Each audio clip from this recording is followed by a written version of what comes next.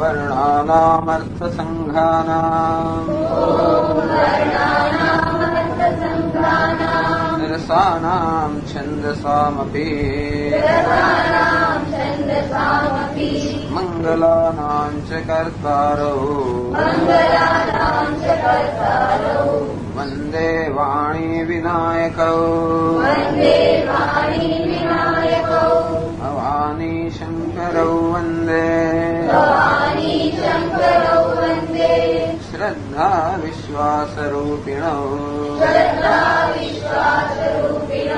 याभ्यां विना न पश्यन्ति सिद्धा स्वान्तस्तमीश्वरम् वन्दे बोधमयं नित्यम् गुरुं शङ्कररूपिणम् यमाश्रितो हि वक्रोऽपि चन्द्रः सर्वत्र वन्द्यते सीतारामगुणग्राम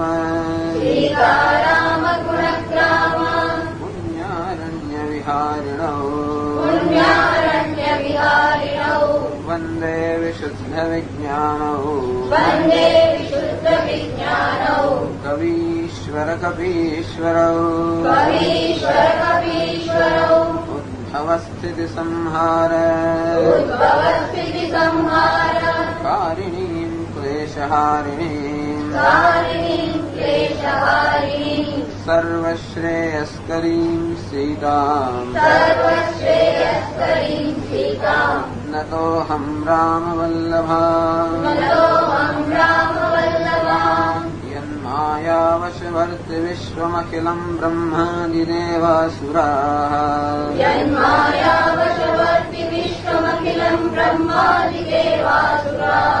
यत्सत्त्वादमृषैव भाति सकलं रज्जौ यथा हेर्भ्रमः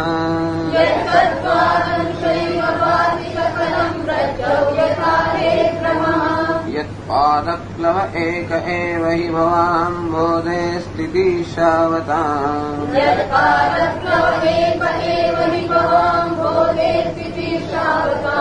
वन्देऽहं तमशेषकारणपरं रामाख्यमीशं हरिम्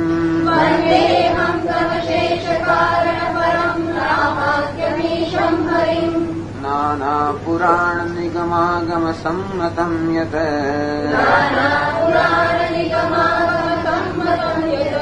रामायणे निगदितं क्वचिदन्यतोऽपि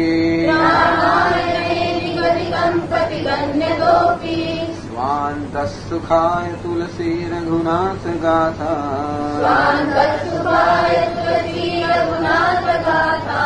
भाषानिबन्धमतिमञ्जुलमातनोति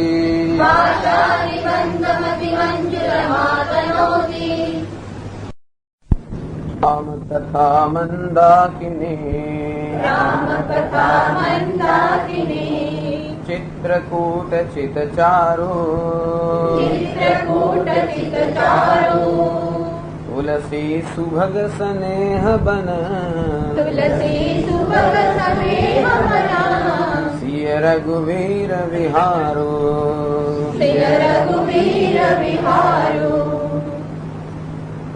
પ્રકરણની અંદર રામકથાની 16 કળાઓનું વર્ણન કર્યું તુલસીદાસજી. એમનો પ્રેમ બતાવે છે અને એમનો અનુભવ પણ બતાવે છે કે કેવી રીતે આ રામકથા કેવા કેવા એના ગુણો છે. અને બુદ્ધ વિશ્રામ તો કે બુદ્ધિમાન લોકોનો વિશ્રામ છે.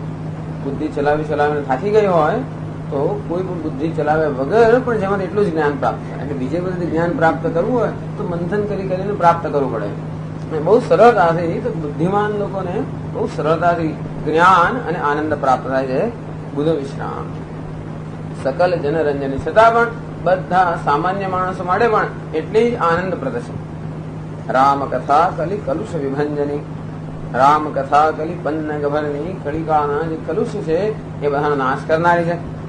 તો કળીરૂપી જે સર્પ છે એને તો કે ગળી જનારી આંસુ છે, સર્પ છે એને ભરની તો કે એ સર્પના વિષનો નાશ કરનારા આ મંત્ર સમાન છે. મુનિ વિવેક પાવક કહું અરણી, તો કે વિવેક રૂપી તો કે અગ્નિને પ્રગટ કરનારી અરણી સમાન છે. રામ કથા કલી કામદ ગાય, કલિયુગ માટે રામ કથા કામદ ગાય તો કામધેનુ સમાન છે. સુજન સજીવન મૂરી સુહાય, અને સજ્જન લોકો માટેનું જીવન જ છે. સજ્જન લોકો આના વગર જીવિત ના શકે. મૂરી સુહાય, મૂરી એટલે કે જડીબુટ્ટી છે. તો કે આ તો સંજીવની જડીબુટ્ટી છે જે સજ્જન લોકોનું જીવન છે. સોરી વસુધા તલ સુધા તરંગિની, આ પૃથ્વી પર તો કે સુધા તરંગિની અમૃતની સુધા છે, અમૃતની નદી છે. ભય ભંજની ભ્રમ ભેક ભોંગિની, તો ભયનો નાશ કરનારી અને ભ્રમરૂપી જે આપણા મનની અંદર એક દેડકો છે એ સતત ડરાવ કરે છે, ડરાવે પણ છે. બ્રહ્મથી ડર જન્મે હંમેશા, ડરાવ કરનારો દેડકો છે. ભોંગિની એને ગળી જનારી સર્પિણી છે. અસુર સેન સમ નરક નિકંદની, કેવી યાદ જેટલી ઉપમાઓ આપી છે. તો અસુરોની સેના તો એનો નાશ કરનારી આ કોણ છે? તો દુર્ગા છે. એક સાથે અસુરો નાશ કરનારી અને જોડે વિબુધ કુલ હિત, અને વિબુધ એટલે કે સજ્જન લોકો છે એનું તો કે હિત કરનારી આ દુર્ગા છે. સંત સમાજ પયોધિ રમાસી, સંત સમાજ રૂપી છે પયોધિ એટલે કે ક્ષીરસાગર છે એમાં નિવાસ કરનારી રમા એટલે લક્ષ્મી દેવી છે. વિશ્વ ભાર ભર અચલ ક્ષમાસી, અને સમગ્ર વિશ્વનો ભાર ધારણ કરનારી આ ક્ષમા એટલે પૃથ્વી સમાન છે. રામકથાની અંદર બધા જ ગુણો છે અને માટે સર્વ ગુણોનો જે આશ્રય છે પૃથ્વી. જગમન મુહમસી જગ જમુનાસી, અને યમરાજના જે ગણો છે દૂત છે એને મળે તો યમુના સમાન છે. જ્યાં રામકથા હોય, રામકથા યમુના તો કે જ્યાં વહી રહ્યો હોય ત્યાં ક્યારેય યમરાજના દૂતો પ્રવેશ ના કરે. જાણે કે મોં પડે કઈ કાચ કાળે કલુષી ના આવી ગયો, કલુષતા એમ ક્યારે પણ એનું મોં દેખાડતા જ નથી. જીવન મુક્તિ હેતુ જનુ કાશી, જીવન મુક્તિ માટે કાશી ક્ષેત્ર સમાન છે. રામ હિ પ્રિય પાવની તુલસી, આ રામકથા રામચંદ્રજીને અત્યંત પ્રિય છે. જેમ ભગવાન તુલસી જેટલી પ્રિય છે એવી રામકથા, એના વગર અમને કઈ ગમે નહીં. એટલે કે જેમ તુલસી વગર કોઈ વસ્તુ કોઈ કાર્ય સફળ ન થાય, વિષ્ણુ ભગવાનની કોઈ પૂજા, તેમ રામકથા વગર રામચંદ્રજીને તો એમને જો પ્રેમ કરવો હોય કે પૂજા કે અર્ચના કરવી હોય તો રામકથા શ્રેષ્ઠ તો કે તુલસી સમાન છે.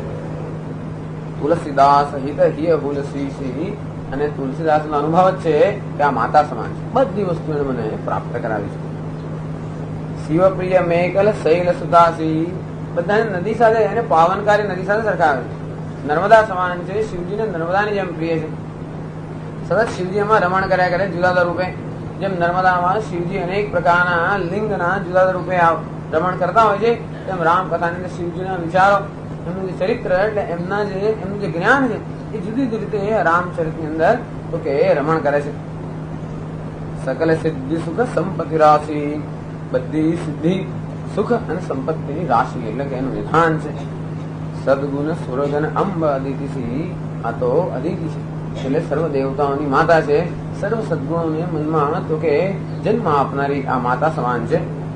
રઘુવર ભગતિ પ્રેમ પરમિતિ, અને રઘુવરની ભક્તિ એટલે કે શ્રેષ્ઠ ભક્તિ રામકથા એ રઘુવરની શ્રેષ્ઠ ભક્તિથી ચડીને બીજી કોઈ ભક્તિ નથી. ભક્તિના બધા પ્રકાર પાડવામાં આવે છે ને, એમાં સર્વશ્રેષ્ઠ પરાભક્તિ એટલે જ રામકથા. આમ એમણે ઉપસંહાર કર્યો. રામકથા મંદાકિની ચિત્રકૂટ ચિતચારુ, તુલસી સુભગ સ્નેહવન સિંહ રઘુવીર વિહારો. આ સુભગ સ્નેહવન, સુભગ તો જે ભાગ્યવાન લોકો છે એમના હૃદયની અંદર એમનું જે સ્નેહરૂપી વન છે એની અંદર રામકથા મંદાકિની સમાન છે. ચિત્રકૂટ ચિતચારો, તો સજ્જન લોકોનું જે શુદ્ધ અંતઃકરણ છે એ ચિત્રકૂટ સમાન છે. તો મંદાકિની અને ચિત્રકૂટનો જ્યાં સંજોગ થાય એ સંજોગ જ્યાં આગળ જે વન ઉત્પન્ન થયું છે એવું જે સ્નેહરૂપી જે વન છે ત્યાં આગળ સિંહ રઘુવીર વિહારો, સતત સીતાજી સહિત રઘુવીર સતત તો વિહાર કરે છે આવા સજ્જન લોકોના ચિત્તની અંદર.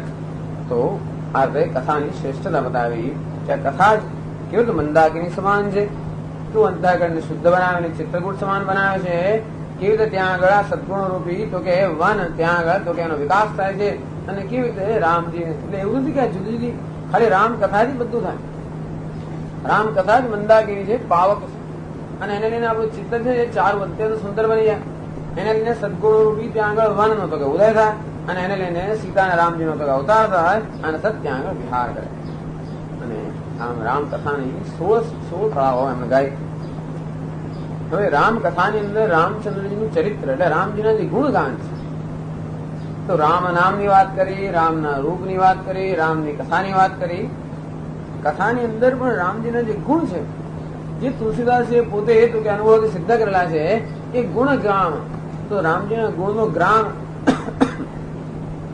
તો રામજીના જે ગુણો છે સુંદર રામચરિત, એની હવે અહીંયા 28 રીતે એની પ્રશંસા કરે છે. એ બધી પ્રશંસા આખા રામચરિત્રમાં પ્રાપ્ત છે. એટલે આમ કહીને આપણે આખું રામચરિત માનસ છે એનો સંક્ષેપની અંદર બધો પરિચય આપે છે. એટલે હવે આગળ આ પ્રકરણનો પ્રારંભ કરે છે. રામચરિત ચિંતામણિ ચારુ, રામચરિત ચિંતામણિ ચારુ, સંત સુમતિ પિય સુભગ સિંગારુ, સંત સુમતિ પિય સુભગ સિંગારુ, જગ મંગલ ગુણ ગ્રામ રામ કે, જગ મંગલ ગુણ ગ્રામ રામ કે, દાની મુકુતિ ધન ધર્મ ધામ કે, દાની મુકુતિ ધન ધર્મ ધામ કે. તો રૂપનું જયારે ચિંતન થતું હોય ત્યારે ગુણનું ચિંતન થાય.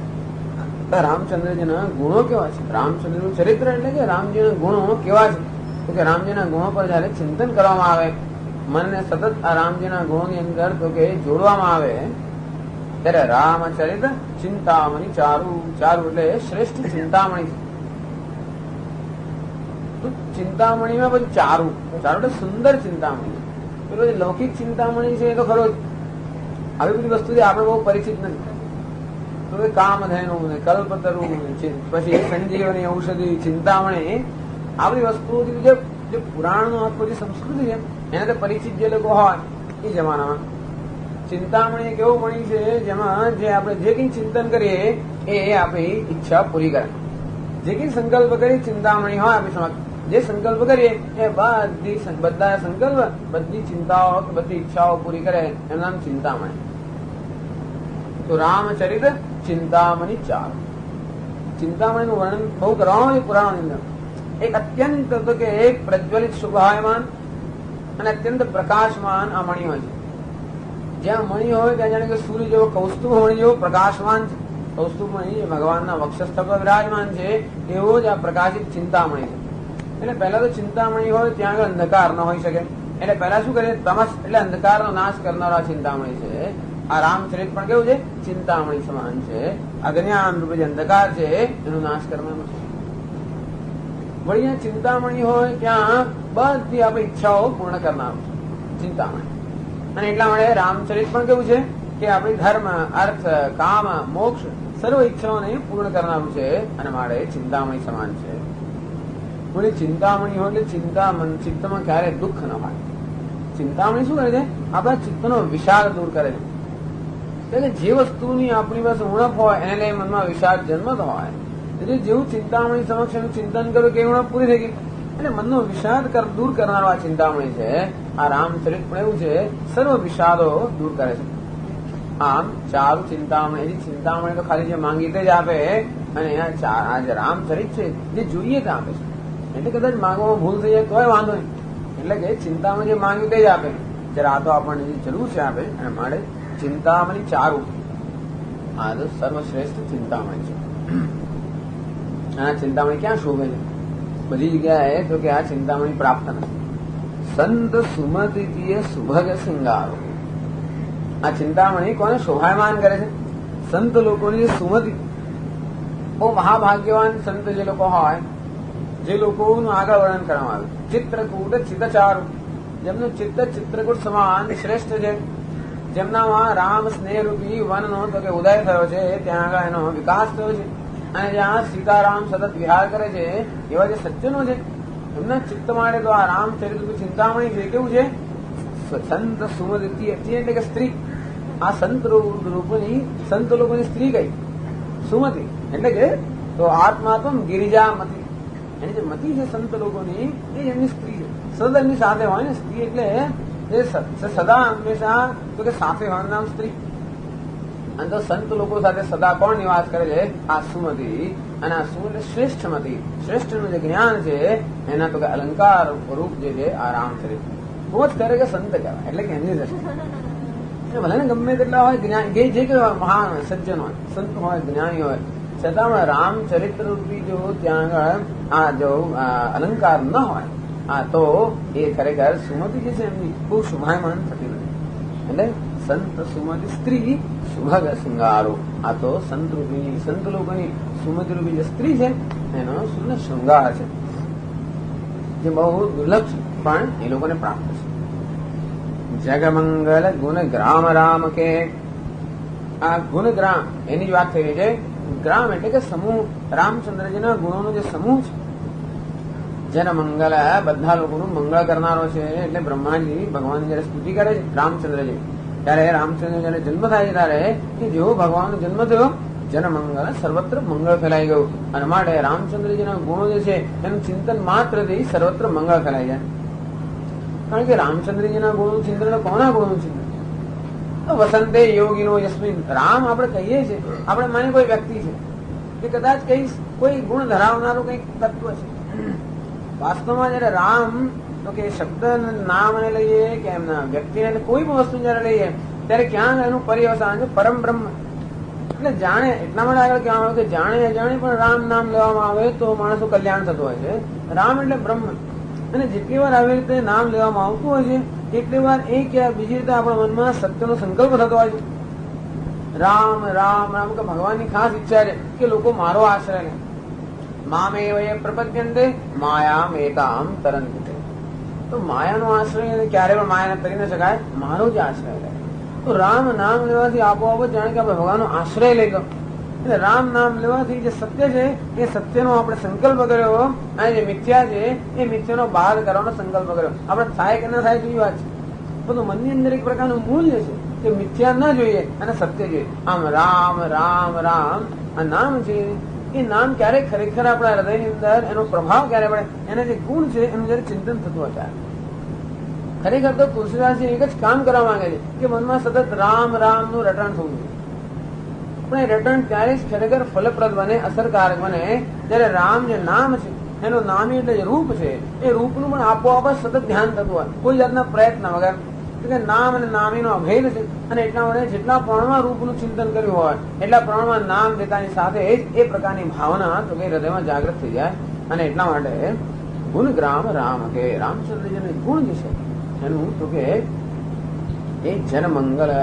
તો રામ નામ દેવાથી આપોઆપ જ એમના ગુણો છે એ પણ નામમાં સમાઈ ગયા અને જન મંગળ સર્વ મનુષ્યનું મંગળ કરનારા છે.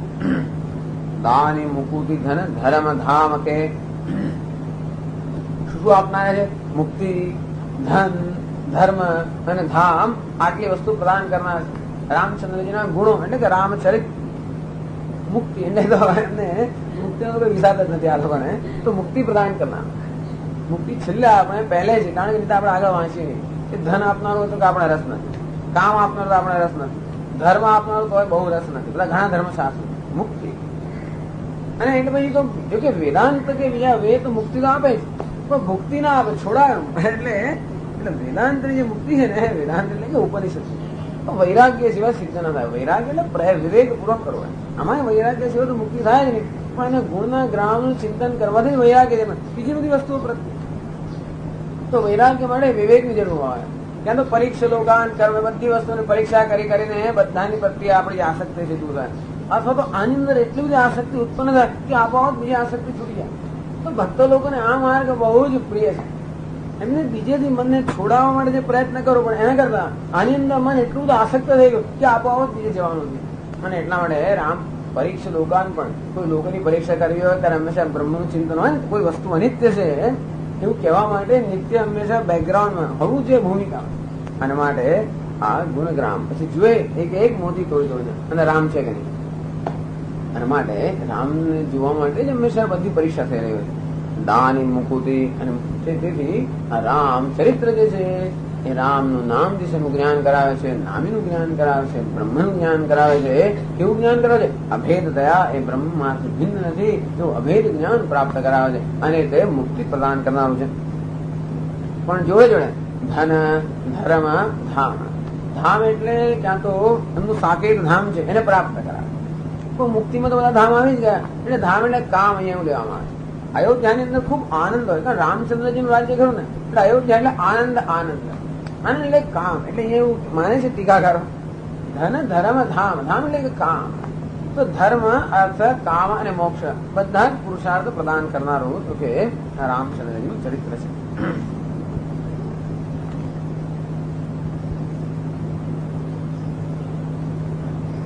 આગળ પછી કહે છે અનંત ભગવાનના તો ગુણો છે. અનંત કલ્યાણ ગુણગણ એક નિલય. ભગવાને એવી રીતે આ લોકો પેલા શાસ્ત્રીજી ગઈકાલે જયારે કહેતા ને અનંત કલ્યાણ ગુણ ગણ એક નિલય. તો અનંત કલ્યાણ ગુણ ગણ જે છે એક નિલય એટલે એક માત્ર જે આશ્રય છે એવો આ પરમાત્મા છે રામ.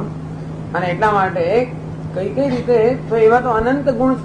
એમને થોડા ઘણા જે તુલસીદાસ જે જાણેલા છે એનું વર્ણન અહીંયા આગળ કરે છે. અને આગળ કહે છે કઈ રીતે આ રામ ગુણ ગ્રામ છે, કઈ કઈ રીતે તો કઈ કઈ કઈ એમની જે વિભૂતિ છે કે મહાનતા તુલસીદાસજીએ જેનું પ્રત્યક્ષ કરી અહીંયા બતાવે છે આગળ.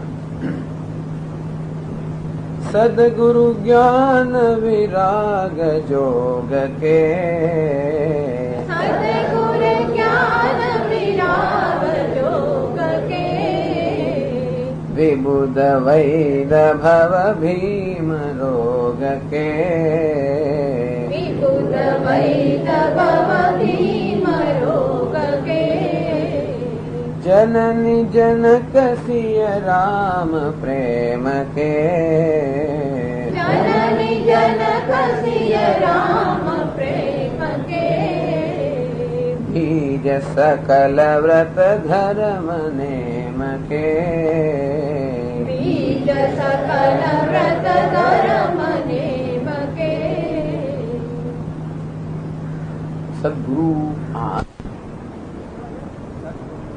જ્ઞાન વિરાગ યોગ કે જ્ઞાનના વૈરાગ્ય ને યોગના ત્રણેયના સદગુરુ છે. તો જ્ઞાન ક્યારે આવે? વૈરાગ્ય હોય ત્યારે. વૈરાગ્ય અને યોગ હોય ત્યારે જ્ઞાન થાય. અભ્યાસ એટલે કે યોગ, વૈરાગ્ય એને ચિત્રો છે એટલે આ બધું એમને તો જ્ઞાન હોય જ ને. એટલે જે શબ્દો વાપરે છે એની પાછળ હંમેશા કારણ કે એમનું જ્ઞાન છે બતાવે છે. આવું એવું પણ નથી કે શાસ્ત્ર ખાલી જોઈને અંદર લખે છે એવું નથી. આપોઆપ એમની દ્રષ્ટિ છે એટલી શાસ્ત્રમાં છે કે જે કઈ લખે આપોઆપ જ ક્યાંક ને ક્યાંક તો તમને મળતું છે. અને એટલા વડે સદગુરુ જ્ઞાન વિરાગ યોગ કે આ રામજીના જે ગુણ છે તો કે એમના ગુણ ગ્રામ છે એ સદગુરુ છે. જ્ઞાન વૈરાગ્ય ને યોગના. યોગને ઘણા લોકો ભક્તિ પણ માને છે કારણ કે એમ વૈરાગ્ય ને યોગ ને જ્ઞાન ભેગું જતું નથી એટલે ઘણા લોકોને એમ ભક્તિ તો કે જ્ઞાન વૈરાગ્ય ને ભક્તિ. ભક્તિના તો કે ભક્ત લોકો એમ માને કે જ્ઞાન વૈરાગ્યના અંગ છે અને જ્ઞાનના સાધકો એમ માને કે વૈરાગ્ય અને ભક્તિ એ જ્ઞાનના અંગ છે. એ વધારે સારું છે. એટલે મુક્તિ એટલે કે જ્ઞાન. જ્ઞાન એટલે રામ અને અહમ હું વચ્ચેનો અભેદ એ પ્રકારનું જ્ઞાન. એ ક્યારે હોય? વૈરાગ્ય હોય ત્યારે અને ભક્તિ હોય ત્યારે. એટલે વૈરાગ્ય અને ભક્તિ એક જ છે. વૈરાગ્ય એટલે ક્યાંકથી રાગ દૂર થઈ ગયો અને ભક્તિ એટલે ક્યાંક રાગ છે. મનનું તો સ્વભાવ છે ક્યાંક ને ક્યાંક તો રાગ હોય. વૈરાગ્ય એટલે વિષય પ્રત્યે રાગનો અભાવ અને ભક્તિ એટલે કે પરમાત્મા કે ઈશ્વર પ્રત્યે રાગનો ભાવ. બસ બે એક જ વસ્તુ છે. વૈરાગ્ય અને ભક્તિ એ જુદી વસ્તુ જ ના. લોકો એમ માને કોઈ જગ્યાએ રસ ના હોય એનું નામ વૈરાગ્ય. એમાં રસહીન વૈરાગ્ય નથી. એના માટે એટલે વૈરાગ્ય શબ્દ ન સમજવાને લઈને આવી મુશ્કેલી થતી હોય છે. વૈરાગ્ય રસ તો ક્યાં જવાનો છે? રસ તો હૃદયની અંદર છે ક્યાંય જાય જ નહીં. અને પણ ગમે ત્યાં જે વિખરાઈ જતો હોય એને ત્યાં સંકેને એક જગ્યાએ જેને કેન્દ્રિત કરવામાં આવતો હોય એને માટે વિવેક બુદ્ધિ છે. વિવેક અને જોજો કે રસ ક્યાં ક્યાં વિખરાઈ ગયો છે એની બધી એની જે ચેનલ્સ એના છિદ્રો છે એ બધા પૂરીને એક જ જગ્યાએ વાળવામાં આવે. એ વિવેક પૂર્વક જે વૈરાગ્ય છે એમાં ભક્તિ ઉત્પન્ન થાય. અચ્છા, સદગુરુ જ્ઞાન વિરાગ જોગ કે એના માટે આ રામના ગુણગાન છે તો કે આપોઆપ જ બીજે બધા વૈરાગ્ય ઉત્પન્ન કરે. બીજા કોઈના ગુણ પ્રત્યે રાગ થાય છે ને. એક રામજીના ગુણ માટે પ્રેમ થયો અથવા એમના ગુણ સાંભળ્યા બીજી કોઈ વસ્તુના ગુણમાં પછી રાગ જાય ને તો અત્યારે દુનિયાની અંદર કોઈ વિષયોની અંદર આપણે એટલા માટે આપણું મન જતું હોય છે કે એના ગુણથી હજી આપણું મન જે છે એ મોહિત થઈ ગયું છે. પણ એક વાર જયારે રામજીના ગુણ એમણે સાંભળ્યા કે મનને બીજે ક્યાંય રસ જ ના પડે. પેલી કથા હંમેશા કહે છે ને નિત્ય બહુ જીમે છે, એટલે કે ચલો વૈષ્ણવ આચાર્યની વાત છે ને, રામાનુજાચાર્ય. એ રામાનુજાચાર્ય મહાન ભક્ત ભગવાનના. અને એક વાર એમણે એક માણસ જોયો, એ પણ મોટો ભક્ત હતો. એક વાર એમણે એક માણસને રસ્તા પર ચાલતો જોયો, એ પણ મોટો ભક્ત. તો કોનો ભક્ત હતો?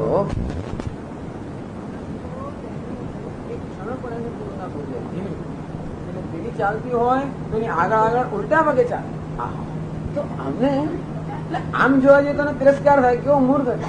પણ આચાર્ય કોને કહેવાય? એને શું ત્યારે કેટલો પ્રેમી માણસ.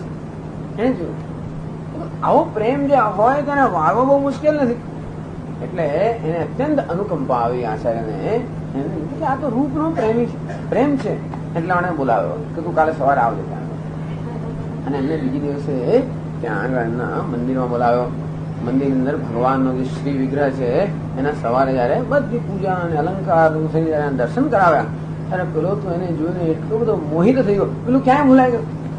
ટૂંકમાં લોકોનો પ્રેમ તો એક જ જગ્યાએ ખબર નથી. અને એટલા માટે ખરેખર રામના ગુણ સિવાય બીજે ક્યાંય કોઈને પ્રેમ હોતો જ નથી. પણ બીજાને રામના ગુણ માનીને આપણે પ્રેમ કરતા હોય. અને માટે જેવા રામજીના ગુણ આપણે સાંભળીએ કે આપોઆપ બીજા બધાના ગુણગાન કરતા બંધ જ થઈ જાય, વૈરાગ્ય થઈ જાય.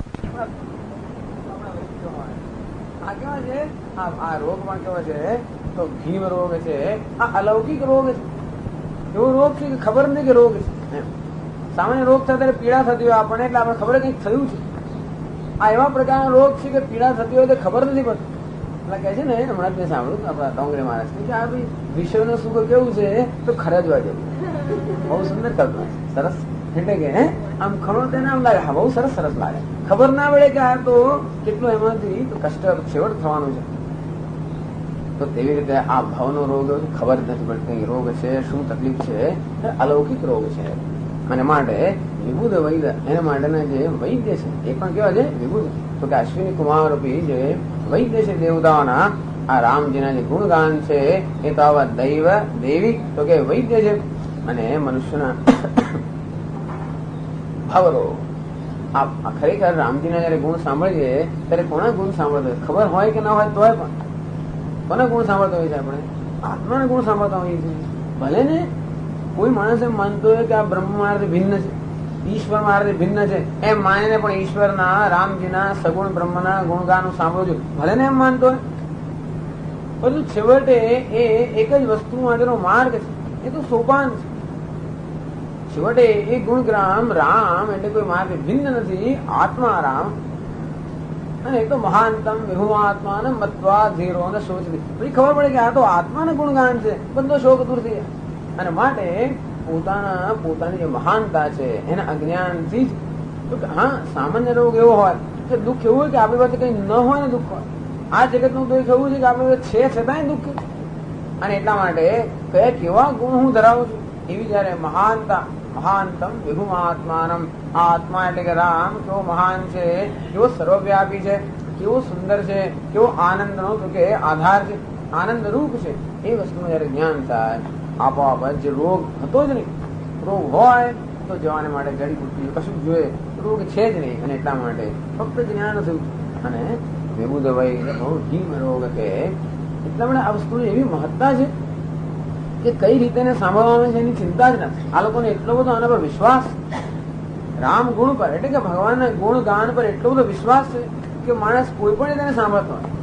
આ ભગવાન તો આવો છે, તેવો છે, બીજો છે, ત્યાં ગમે તે રીતે પણ એના ગુણગાન સાંભળવામાં આવતો હોય તો જાણે કે અજાણે આત્માના ગુણગાન સાંભળતો હોવાને લઈને આપોઆપ જ જ્ઞાન દૂર થતું હોય. અને એટલા માટે ભવ રોગ કે વિબુધ વૈદ્ય ભવ ભીમ રોગ. જનની જનક વળી પાછા આ કોણ છે? માતા પિતા છે. કોણ? આ રામજીના જે ગુણગાન છે એટલે કે રામચરિત છે કેવું છે? માતા પિતા સમાન છે. કોના? શ્રી રામ પ્રેમ. તો સીતારામજી વડે પ્રેમ તો ઉત્પન્ન થવો જોઈએ અને તો જ જ્ઞાન થાય. તો જ્ઞાન માટે શું જોઈએ? પ્રેમ જોઈએ. અને પ્રેમ ક્યારે હોય? જયારે મહાત્માનું જ્ઞાન હોય ત્યારે.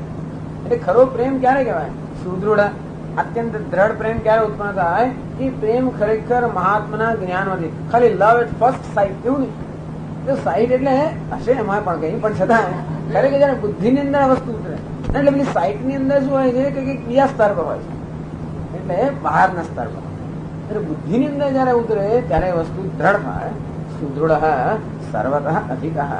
એવું સ્નેહ જયારે જાગ્રત થાય જે કોઈ પણ રીતે ચલાયમાન ન થાય. સર્વતા બીજે બધા થોડો ઘણો સ્નેહ હોય પણ સર્વશ્રેષ્ઠ સ્નેહ જયારે જાગ્રત થાય ત્યારે પ્રેમ ખરેખર જાગ્રત થાય. એ પ્રકારનો જે પ્રેમ જાગ્રત થયો એનું નામ જ ભક્તિ. તો રામજીના જે ગુણ ગણામ છે, એમના જે ગુણો છે, આ રામચરિત છે, એ આ પ્રકારનો પ્રેમ ઉત્પન્ન કરવા માટે માતા અને પિતા સમાન છે. બંને એમને પિતાને થોડા ગુણ ગમે છે અને માતાને થોડા ગુણ ગમે છે. હંમેશા જનની જનક માતા એટલે કે એવું પ્રેમપૂર્વક ઉત્પન્ન કરાવે છે અને પિતા સરખી રીતે વિવેકપૂર્વક ઉત્પન્ન કરાવે છે. બીજ સકલ વ્રત ધર્મ નેમ કે, સકલ વ્રત ધર્મ નેમ કે બીજ. વ્રત ધર્મ નિયમ જે કઈ છે આ બધાનું બીજ છે. આપોઆપ જ જે વ્રત, કારણ કે એમાં રામચંદ્રજીનું વ્રત, રામચંદ્રજીનો ધર્મ, રામચંદ્રજીના નિયમ આપણે જયારે સાંભળીએ અને આપોઆપ રામચંદ્ર જયારે માટે પ્રેમ ઉત્પન્ન થાય, આપણે એમના જેવા થવાનો પ્રયત્ન કરીએ. આપોઆપ આપણા પ્રેમનું જે પાત્ર હોય એના સમાન હંમેશા થતા જ હોય છે. આપણે જાણીએ કે ના જાણીએ તો પણ આપોઆપ અનેક બધી વસ્તુ આપણે જે પ્રેમ પાત્રના જે ગુણો હોય, ચેષ્ટા હોય, બધું આપોઆપ આપણે આવી જતું હોય છે, જાણે કે જાણે. હા, રામજી માટે જેમ જેમ પ્રેમ થતો જાય એમનું વ્રત, એમનો ધર્મ, એમનો નિયમ જેમ જેમ આપોઆપ એવા વ્રત ધર્મ નિયમ આપણા જીવનમાં પણ પ્રવેશ કરે માટે આ રામજીના જે ગુણગાન છે સર્વ વ્રત ધર્મ અને નિયમના બીજ સમાન છે. સુંદર પછી એક છોડ અને વૃક્ષ તો કે એમાંથી વિકાસ થાય. આગળ કહે છે એ વસ્તુઓ મનને દુઃખ ઉત્પન્ન કરે છે. એક મહાન પાપ અને એને જ્યાં તિરસ્કાર થશો, સંતાપ અને શોક આપણે જે કરી રહ્યા હોઈએ એ ન કરવું જોઈએ એ પ્રકારની જે લાગણી મનમાં જન્મે એમાં શું જન્મે? સંતાપ. અને એવું વારંવાર થાય શું જન્મથી? શોક. આમ સંતાપ અને શોક જે છે એ પાપ. પાપ એટલે કે અજ્ઞાન.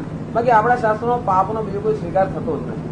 કોઈ પણ બુદ્ધિમાન મનુષ્ય કોઈને પાપી કહી જ ના શકે. એટલે અજ્ઞાન જે કઈ જન્મે છે બધી મુશ્કેલીઓ, મૂર્ખતા મૂળતા તો બધી જન્મે છે અજ્ઞાનમાંથી. અને માટે અજ્ઞાન રૂપી જે પાપ છે તો જેમાં જન્મથી જ બધા લોકો જેની અંદર તો કે એની અંદર જ આ અંધકારની અંદર જ ફાંફા જ મારતા હોય છે બિચારા જન્મ્યા ત્યારથી, આ સૃષ્ટિ કાળથી. અને એને લઈને જે સંતાપ અને જે શોક જન્મ્યા હોય છે એને શમન કરાવનાર જ્ઞાન આપે. અને માટે બધી રીતે તમે આપણે લૌકિક રીતે જોવા જઈએ તો પણ હવે આ ધર્મશાસ્ત્રની વાત કરતા હો તો પાપ એટલે કે તો અધર્મ. કોને અધર્મ કેવો અને કોને ધર્મ કેવો આ બધી વસ્તુ બહુ મુશ્કેલ છે. એક જ અધર્મ અજ્ઞાન અને આપણે ઉત્પન્ન કર્યું નથી માટે અધર્મ નામની કોઈ વસ્તુ નથી. પણ એવી બધી અત્યારે હું નહીં કહું તમને, એ તો વેદાંતનો વિષય છે, રામાયણનો વિષય નથી. છતાં રામચરિતનું નથી એવું નહીં, પણ સમન પાપ સંતાપ એ સિવાય બીજો વિષય જ નથી ક્યાંય વેદાંત સિવાય બીજું કરીએ તો પાપ સંતાપ અને શોક. પાપ એટલે કારણ, સંતાપ અને શોક એના કાર્ય છે. આમ કાર્ય અને કારણ, અવિદ્યા અને એમાંથી જમતો છું તો કે અજ્ઞાન અને વિપરીત જ્ઞાન આ બધી વસ્તુનું શમન કરનારું છે. સંતાપ દૂર કરે. કેવી રીતે દૂર કરે? તો આપણી સંતાપ કેમ જન્મતો હોય છે? પોતાની અપૂર્ણતામાંથી. પોતાની જાતને સતત પોતાનો તિરસ્કાર કરવાથી સંતાપ અને શોક જન્મે. બીજા કોઈનો તિરસ્કાર નથી કરતા આપણે. સતત આત્માની આપણે અંદર અનેક પ્રકારની જે લઘુતા ગ્રંથિ હોય છે, સતત પોતાનો જે તિરસ્કાર, પોતાનો દીનતા હીનતાનો જે ભાવ હોય છે એમાંથી સંતાપ અને શોક જન્મતો હોય.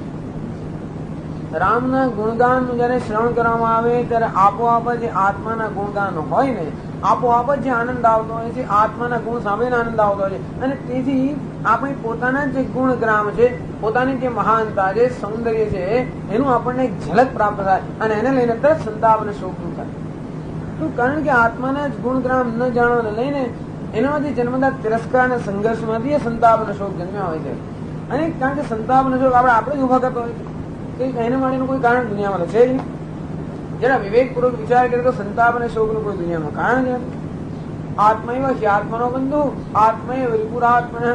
આ મને એવો દુશ્મન થઈ ગયો છે કે ના હોય ત્યાંથી અનેક પ્રકારની તો કે મુશ્કેલીઓ, અનેક પ્રકારની શું કહેવાય પેટ છે શું ઉભું કરતો હોય મન.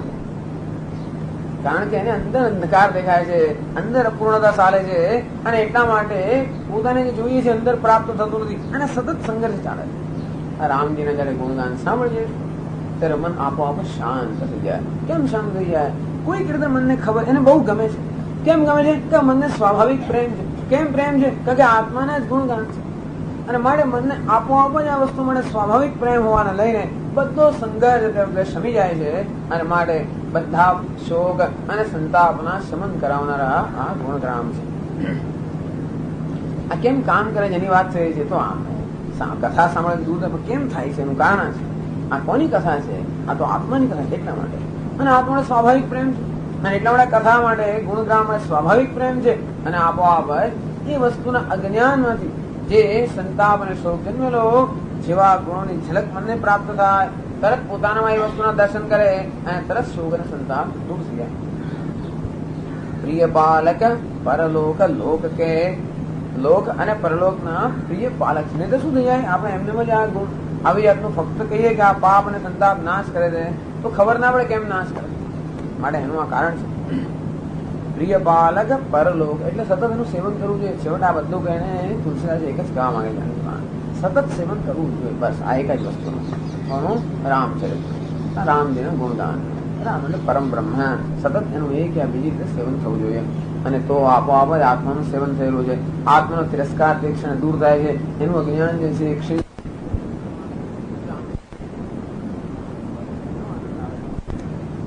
પાલક પરલોક લોક કે લોક અને પરલોકના પ્રિય પાલક છે.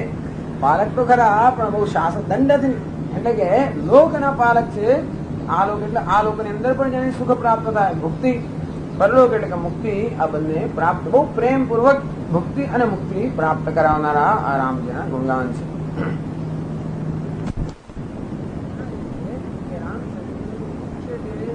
તત્વ છે અથવા તેનું જે ખરેખર સત્વ છે એ વિચાર છે. ભૂપતિ વિચારી કે આ રામચરિત્રમાં વિચાર નામના જે રાજા છે એને માટે આ રામચરિત્ર કેવું છે? તો વિચાર રૂપી રાજા જે આપણા હૃદયની અંદર છે, રામચરિત્ર કેવું છે? સચિવ સચિવ કોણ સાથે હોય? સલાહકારો સાથે લિસ્ટ આવે કે ફલાણા આપણા પ્રાઇમ મિનિસ્ટર કયા કયા સલાહકારો.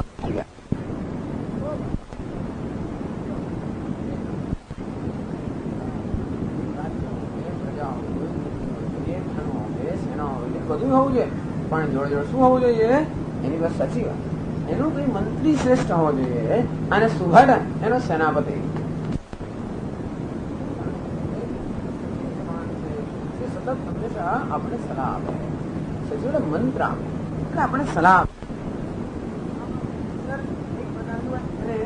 આપણને એમને સજેસ્ટ સતત આપણને સ્ફૂર્ણ આપતું હોય છે દરેક સંજોગોની અંદર કે કઈ વસ્તુ યોગ્ય છે, કઈ વસ્તુ અયોગ્ય છે. કાર્ય આ બધી વસ્તુનો વિવેક આમાંથી પ્રાપ્ત થાય, અને માટે કેવું છે? સચિવ સમાન છે. તો કે રામજી માટે પ્રેમ હોય, એમના ગુણો માટે પ્રેમ હોય, એટલે આપણા જીવનમાં ક્યારેય પણ વિવેક કરવાનો પ્રસંગ આવે ત્યારે આપોઆપ રામજીનું ચરિત્ર આપે. રામજીએ શું કર્યું? માતા સમક્ષ એમણે શું કર્યું? શત્રુ આવ્યો એમણે શું કર્યું? મિત્ર આવ્યો એમણે શું કર્યું? તરત જ એમણે જે કંઈ કર્યું આપોઆપ જ આપણા માનસ પટમાં આવી જાય, અને ત્યારે આપણે સલાહ પ્રાપ્ત થતી હોય છે. એના માટે સચિવ અને ખૂબ ઓકે રક્ષણ કરે છે. આમ સાચી સલાહ પણ આપે છે. વિવેક છે બે વસ્તુ મળે. વિવેકમાં શું મળે? સાચી સલાહ પણ મળે, અને ખરાબ વસ્તુમાંથી રક્ષણ થાય. તો ભૂપતિ વિચાર કે કુંભજ લોભ ઉદધિ અપાર કે પછી આ લોભ છે.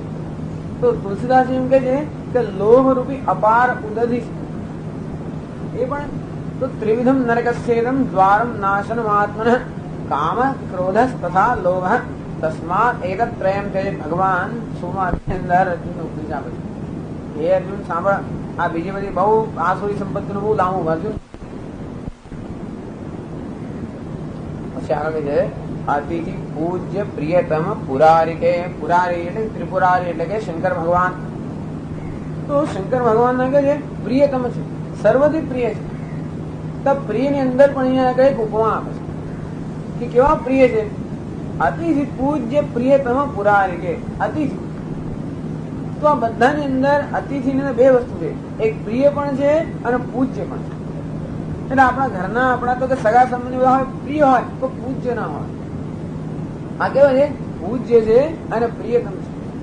એટલે એવું ધર્મશાસ્ત્રમાં કહેવામાં આવ્યું છે કે અતિથિનો ક્યારેય પણ અનાદર ના કરવો જોઈએ, કોઈ પણ સંજોગોની અંદર. ગમે તેવો દેશ કે ગમે અતિથિનો અર્થ એ કે આપણે જે કયા વગર એમનામાંથી પહેલેથી એન્ગેજમેન્ટ કરી હોય, એટલે કે પહેલેથી અપોઇન્ટમેન્ટ લીધી હોય કે ફલાણા દિવસ હું આવીશ, અને એને અતિથિ ના કહેવાય. અથવા પહેલા એક વાર આવી ગયો અને ફરી આવે એને પણ અતિથિ ના કહેવાય, જે ક્યારે આવ્યો જ નથી. અચ્છા, તો એવા અતિથિ એ બહુ જ પ્રિય હોય. પહેલા આવી ગયો હોય એના માટે તો કંઈક હોય, રાગ કશું હોય, એટલે પહેલા જેનો પરિચય હોય એના માટે કંઈક હોય કરો, અને એટલા માટે પહેલી જ વાર જે આવે છે. અને અમુક સમય આવે જયારે ભોજન પહેલા આવે, જયારે વિશ્વ બલિદેવ જયારે એની જયારે સાધન કરતા હોય અને એ સમય આવી જાય અતિથિ, ત્યારે સર્વશ્રેષ્ઠ સમય. આવા સમયે આવેલો જે અતિથિ છે, જે કોઈ પણ જાતના સમાચાર આપ્યા વગર આવી ગયો હોય, અચાનક જ આવી ગયો હોય, પહેલા જે ક્યારે ન આવ્યો હોય, એવો જે અતિથિ છે એ પ્રિયતમ પણ છે અને પૂજ્ય પણ છે. બાકીની બધી વસ્તુને બાજુ મૂકીને એનો સત્કાર કરવો જોઈએ, ક્યારે પણ એનો તિરસ્કાર ન કરવો જોઈએ. શિવજી માટે આ કોણ છે? પ્રિય અને પૂજ્ય બંને અતિથિ સમાન છે. કોણ? આ રામચરિત્ર રામજીના ગુણ. અહીંયા એમ કહે કે આમ હનુમાનજીને પણ રામજી બહુ પૂજ્ય હતા અને પ્રિયતમ હતા. બે તમે જો બંને ગુણોનો તો કે સમૂહ, બંને ગુણોને એક સાથે જો હોય હનુમાન જેવો માણસ, તો પ્રિયતમ પણ ખરા અને પૂજ્ય પણ ખરા. તો પ્રેમ હોય ને પછી બધે સખા ભાવ એવું થઈ જાય, પેલું પૂજ્યત્વ જતું રહેતું હોય. તો એવું નહીં, એટલે અહીંયા પ્રેમ પણ એટલો જ છે અને જોડે જોડે પૂજ્યત્વ પણ છે. હનુમાન એ શિવજીનો અવતાર ગણાય છે ને, એટલા માટે પુરારી છે. એટલે કે આજે હનુમાન જે રુદ્ર સ્વરૂપ છે, તો કે એના માટે અતિથિ સમાન પૂજ્ય અને પ્રિયતમ છે. કામદ ધન દારિદ દવારિકે. કામ ઘન, હા, કામદ ઘન દારિદ દવારિક. ઘન તો અંદર તો ઘન બરોબર. દવાર દવ અરી, દવા એટલે અને દવ એટલે કે શું કહેવાય, અગ્નિ. જે દાવાનળ હોય છે, દાવાનળ તો કે દવ રૂપી હરી. દાવાનળ જે હોય છે એ દારિદ્ર રૂપી જે દાવાનળ છે એને માટે આ મેઘ સમાન છે. જયારે જંગલની અંદર આગ લાગે ત્યારે કોઈ બંબા કામ ના કરે ત્યાં આગળ, કારણ કે ચારે બાજુએ પેલો જે દાવાનળ હોય છે, વૃક્ષો જયારે એકદમ તો શુષ્ક થઈ ગયા હોય અને તે વખતે જ કોઈ કારણસર ત્યાં તો બંને પેલા વૃક્ષોની ડાળીઓ એકબીજાને ઘસાય, એમાંથી તણખો ઉત્પન્ન થાય અને એમાંથી પાનખર ઋતુમાં ચારે બાજુ ફેલાઈ જાય. જોતોમાં અગ્નિ ચારે બાજુ ફેલાઈ જાય. આ દારિદ્ર રૂપી અગ્નિનો જરાક એક તણખો ને આપણા હૃદયમાં તરત ફેલાઈ જાય. એવું તો મન એકદમ દરિદ્ર અને દીનહીન થઈ જાય સતત જરાક જ વાત ની અંદર. ત્યાંનું ક્યાંય ફેલાઈ જાય દાવાના. ત્યારે એ દાવાનો નાશ કેવો થાય, શમન કેમ થાય? ત્યારે ઘન એટલે કે મેઘ, અને જયારે કે વરસાદ પડે ત્યારે જ આ દાવાનો શાંત થાય. તો આ રામચરિત્ર છે એ આવા મેઘ સમાન છે. અને આ હૃદયની અંદર તો કે આવી જે દાવાનળ જે ફેલાઈ ગયો છે, દારિદ્ર, દીનતા, હીનતા, અજ્ઞાનમાંથી જન્મે, એના માટે આ મેઘ સમાન છે. તરત એનું શમન કરી નાખે છે. આગળ કહે છે મંત્ર મહામનિ વિષય વ્યાલ કે. મંત્ર મહામનિ વિષય વ્યાલ કે. મેટત કઠિન કુઅંક ભાલ કે. મેટત કઠિન કુઅંક ભાલ કે. હરન મોહતમ દિન કર કર સે. હરન મોહતમ દિન કર કર સે. સેવક સાલિપાલ જલધર સે. સેવક સાલિપાલ જલધર સે.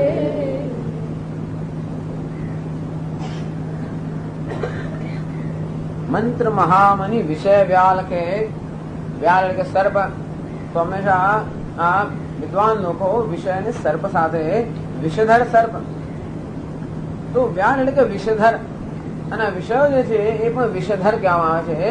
શબ્દ, સ્પર્શ, રૂપ, રસ, ગંધ, આ વિષયો બધા હોય છે. તો સર્પનું વિષ તો બહુ પ્રસિદ્ધ વસ્તુ છે. વિષ હોય તો આપણે જયારે એનું સેવન કરીએ, વિષ આપણે ખાઈએ તો આપણે નાશ થાય. આ વિષયો રૂપી વિષ એવું છે કે દર્શન માત્ર થી આપણો નાશ કરી નાખે. અને મળે વિષયો જે છે તો સર્પ કરતા બહુ ખરાબ છે. અને માટે વિષય વ્યાલકે આ તો પંચભી મર્મ સંધવ તો શંકરાચાર્ય વર્ણન કરે છે કે હું જયારે યુવાન થયો અરે મારી બધી ઇન્દ્રિયો જયારે એકદમ તેજસ્વી બની ગઈ ત્યારે આ પંચભૂતો કે પંચ વિષયો છે એ સર્પ છે મારી જ્ઞાનેન્દ્ર રૂપી ક્ષેત્રમાંથી પ્રવેશ કરીને સતત મંદિરને ડંખ માર્યા કરે છે. અને માટે એ સર્પને માટે ડંખ કેમ મારે? આ શબ્દ સ્પર્શ રૂપ રસ ગંધ આપણા જે વિષયો છે સતત આપણી પાંચ જે જ્ઞાનેન્દ્રિયો છે એની દ્વારા પ્રવેશ કરીને મનમાં ડંખ મારે. ડંખ મારે એટલે અજંપો એકદમ ઉત્પન્ન થાય. તો આવી રીતે સતત આપણું જે મન જે છે આ વિષય રૂપ જે વિષયદર સર્પ છે એને ડંગથી સતત સંતપ્ત છે.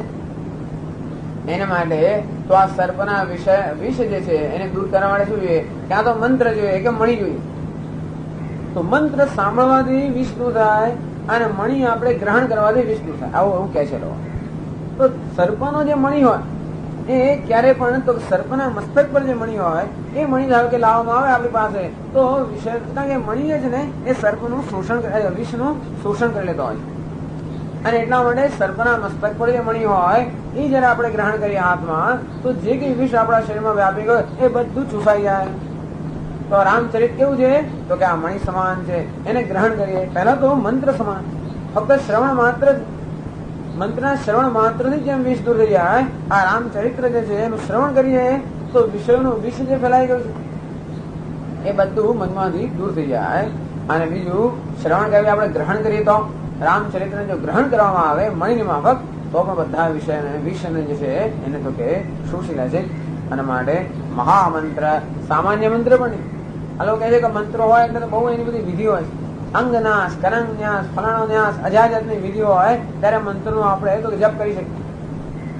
આ રામચરિત્ર એવો મંત્ર છે જેને કોઈ ન્યાસની જરૂર નથી, કોઈ પ્રકારના વિધિ વિધાનની જરૂર મળે. મહામંત્ર છે, સામાન્ય મંત્ર કરતા મહામંત્ર છે. એટલા માટે આ તો કે વિષય વ્યાલકે આ વિષય રૂપી જે સર્પ છે એના વિષને દૂર કરવા માટેનો મહામંત્ર છે. અને એના માટેનો મહામણી છે. મહામંત્ર પણ કરો મહામણી. મહામણી એટલા માટે કહે છે કે પેલો મણી હોય તો જતો મળી પાછું બીજું વિષ ચડી જાય. આ એક રામચરિત્ર મણી પ્રાપ્ત થતો ક્યારેય પણ વિષ ફરી પ્રવેશ ના કરી શકે. એટલે મહામંત્ર અને મહામણી છે. મેટત કઠિન કુવંક ભાલ કે જે વસ્તુ કોઈ માટે શક્ય નથી. છઠ્ઠી ના લેખ લખાઈ ગયા તો ભાર ઉપર જયારે વિધાતાના લેખ લખાઈ ગયા કોઈ એને એની અંદર મેખ ન કરી શકે. એટલે કે આ લેખ છે કોઈ ભૂસી ના શકે. એક વસ્તુ છે એ લેખ પણ ભૂસી ના શકે. કોણ છે? મેટ કઠિન કુવંક ભાલ. આ ભાલ પર જે વિધાતાના અત્યંત કઠિન લેખ લખાઈ ગયા છે એને પણ મિટાવી નાખે છે. એટલે કે એને પણ દૂર કરે. બીજા લેખને હું દૂર કરવાના છે? અજ્ઞાન રૂપી એક મોટો લેખ લખીને જ આપણે આવે છે ને એ દૂર થયો એટલે બાકીના બધા લેખ દૂર થઈ ગયા. પરંતુ ટૂંકમાં જે વિધાતા કઠિન લેખ હોય હરણ મોહ તમ દિનકર કરશે મોર જે તમ છે એને માટે દિનકર સૂર્ય દંડ કિરણ આ સૂર્ય કિરણ સમાન છે. અંધકાર ને મોર ની અંધકાર ને દૂર કરવા માટે આ રામચરિત્ર જે છે એ સૂર્યનું કિરણ સમાન. આ ઉપમા તો અનેક વાર આવી ગઈ છે કે સૂર્ય અનાયાસ કોઈ જાતના પ્રયત્ન વગર સૂર્ય કેમ દૂર રહ્યો પણ કોઈ જાતના પ્રયત્ન વગર અહીંયા ઘરમાં રહેલું અંધારું દૂર કરે છે. તેવી રીતે રામચરિત્ર જે છે એ પણ કોઈ જાતના પ્રયત્ન વગર હૃદયની અંદર જે અંધકાર છે બધું દૂર કરે. અંધકાર હૃદયમાં શું છે એનું અજ્ઞાન, એનું નામ અંધકાર. અંદર શું છે ખબર નથી આપણને. બહાર શું છે ફાંફો માર્યા કરતો હોય, અંદર શું છે ખબર નથી. અને માટે આ રામચરિત્ર એવું છે કારણ કે અંદર રહેલો છે રામ. અને એટલા માટે ત્યાંથી જેમ પ્રકાશિત થવા મળે એમ હૃદય અંધકાર દૂર થાય અને ખબર પડે કે મારા હૃદયમાં શું છે. આ બધા ગુણ ગ્રામ તો હૃદયની અંદર છે. અને એવું જયારે જ્ઞાન થાય એટલે મોહ રૂપી મોહ એટલે જ્યાં છે ત્યાં દર્શન ન કરવા. સોય પડી ગઈ છે અંદર પેલી ડોશીઓ બહાર સુધી એને મોહ કહેવાય.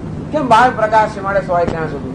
અને ભાઈ અંદર હોય ને એટલા માટે અંધકાર મોહ રૂપી અંધકાર દૂર કરનારા આ તો સૂર્ય સમાન છે. અને વળી પાછા કે સેવક સાલી પાલ જલધર છે.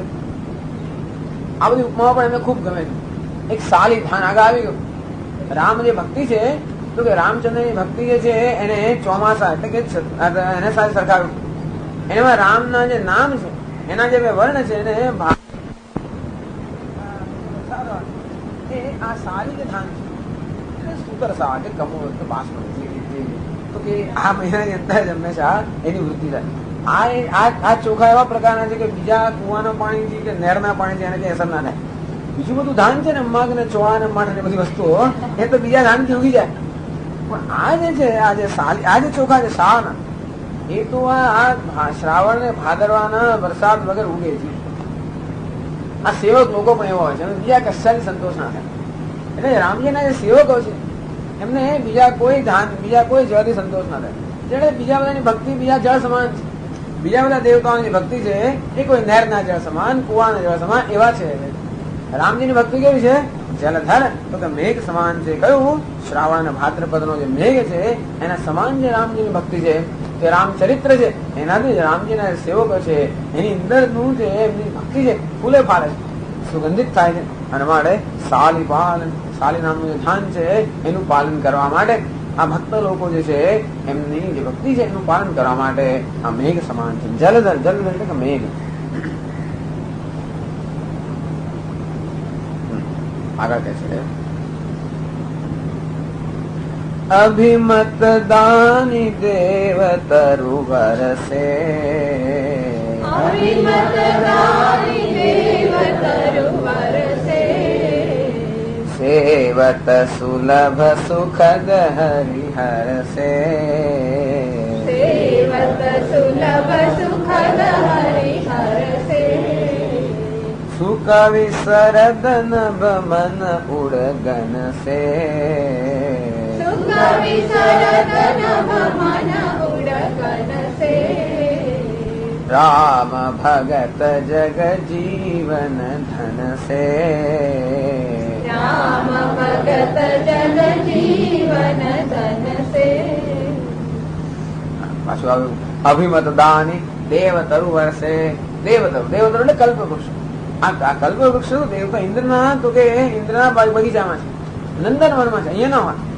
તો રામ આ રામ કલ્પવૃક્ષાનામ, આ રામ કેવા છે? કલ્પવૃક્ષ નો તો કલ્પવૃક્ષ એક કલ્પવૃક્ષ છે. રામજી કેવા છે? કલ્પવૃક્ષના ઉપવન સમાન, અનેક કલ્પવૃક્ષના ઉપવન સમાન તો કે રામજી છે. રામજીના ગુણ ગ્રામ જે પણ કેવું છે? કલ્પવૃક્ષ સમાન છે. અભિમત દાની, અભિમત એટલે વાંચિત, અભિમત મત એટલે જે ઈચ્છા, આપણે મનમાં ઈચ્છા રાખીએ એટલે અભિષ્ટ. અભિમત એટલે તો કે આપણે જે અભિષ્ટ ફળ છે એ પ્રદાન કરનારા કલ્પવૃક્ષ સમાન તો કે આ રામચરિત છે. જેમ આગળ કહ્યું તરુ વર કહે છે, આ કલ્પવૃક્ષ તો કલ્પ તરુ છે, આ તરુ વર છે એના કરતા શ્રેષ્ઠ. કેમ? તો કલ્પવૃક્ષ તો ખરાબે કરી નાખે. પેલો માણસ એકવાર એને ખબર નથી કે ક્યાં છે, ફરતો ફરતો ગયો અને ત્યાં આગળ એ આવી ગયો, ક્યાં? એક વૃક્ષ નીચે આવી ગયો. ખૂબ તડકામાં થાકી ગયેલો, અત્યંત બહુ થાકી ગયેલો, ભૂખ્યો થઈ ગયેલો. એટલે એને થયું કે હા અત્યારે જયારે જળ મળી જાય તો કેવી મજા આવે. તરત જળ આવી ગયું, હાજર થઈ ગયું. પછી બહુ ભૂખ લાગેલી, હા અત્યારે જો બસ સરસ ભોજન મળી જાય, કેવી મજા આવે. તરત ભોજન આવી ગયો, ભૂખ એની શમી ગઈ. તરત થાક પછી આગળ આવ્યો, અને એક સરસ પથારી પલંગ આવી જાય તો કેવી મજા આવી જાય. તરત પલંગ આવી ગયો. જો પલંગ પર સૂતો, મનો વિચારો, અરે બાપરે આ તો જંગલ છે, જો સિંહ આવી જાય શું થશે? તરત સિંહ આવી જાય. એટલે શું થાય? કલ્પવૃક્ષમાં આવી તકલીફ છે, જે વિચારો આવી જાય. અને એટલા માટે આવું ઉલટું સુલટું વિચાર એવું પણ આવી જાય જીવનની અંદર. આ એવું નથી. આ દેવ તરુ કલ્પવૃક્ષ પણ શ્રેષ્ઠ છે. જો આપણે ઉલટા સુલટા વિચાર કરતા હોઈએ તો એ વસ્તુ આપણે ફળીભૂત ના કરે. એટલે આપણે ઈચ્છાઓ જયારે પૂર્ણ થાય ત્યારે સમજવું કે આ પેલા સિંહના જેવી ઈચ્છાઓ છે અને એટલા પૂર્ણ થઈ નથી.